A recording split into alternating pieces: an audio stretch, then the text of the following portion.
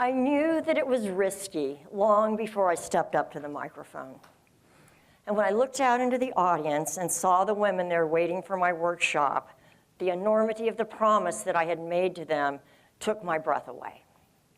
I had promised not only these women, but a major breast center, that I could actually transform their patients' feelings of fear and uncertainty into confidence and empowerment in 6 hours using life coaching. This was risky for me. It had taken multiple years to get the opportunity. It was risky for the profession of coaching, because the truth of the matter is, if I effed it up, neither of us were ever going to get another chance. I will tell you, there were naysayers in the audience.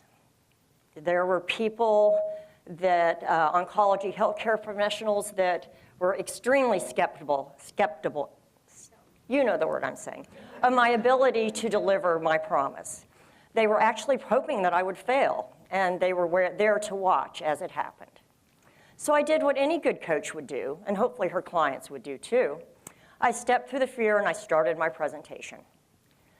The audience was a little hesitant, but they warmed up as the morning went by. And there was this one lady in the front row, and she really caught my attention because her body language was all crunched over.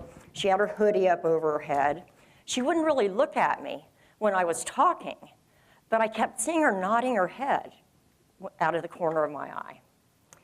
So we moved further into the morning, and I did another thing that good coaches do. I asked my audience a powerful question. And the question that I asked was, what do you want to be different now? Dead silence, every head went straight to the floor. So I walked down into the front of the audience, and I went to the lady that had got my attention. I put my hand on her shoulder, and I said, Sandy, tell me what you want. And she just shook her head like she couldn't do it. So I took her hand, and I walked up onto the stage with her, and I said, Sandy, tell me what you want. And she said, blah, blah, blah, blah. And I said, Sandy, you're doing great. Tell me again, what do you want? And she said, I want blah, blah. And I said, okay, tell me one more time. And I put the microphone in front of her face, and she said, I just want my life to be normal again. And when those words came out of her mouth, she was shocked. You could just see. She couldn't believe that she had said it. And the hoodie went back, and the shoulders went up. And I looked at the rest of the room, and I said, okay, ladies, line up, you're next.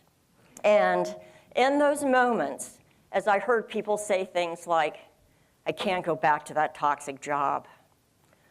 I need more time with my family and my grandchildren. I'm done with that man. I realized how important and powerful it was for them to be able to say what was true for them and for somebody to hear it. It was a magic moment for me, and one that I will never forget. I will tell you that many of those women had thought it was impossible to find their voice and speak their truth. And in the moment that they came off the stage, it became possible. They didn't think they were going to be able to impact their life as survivors going forward, but they were. Risk had paid off for all of us. Many of these women are still with me today. The oncology professionals in the audience became raving fans. But I've never forgotten what it was like. I took a huge risk. I risked my profession. The breast center who hired me took a big risk because half of the people there didn't believe in me. The participants took a huge risk just by showing up. And Sandy, she took one of the biggest risks of her life. But what I will tell you is every single woman in that room, she experienced the empowerment that comes from taking a risk, speaking your truth, and feeling that exhilarating wow moment when you realize that you did something that you didn't think you could do. So my question for you guys is, what could you gain by taking a risk? Coaches like me will make sure you find out. Thank you, guys.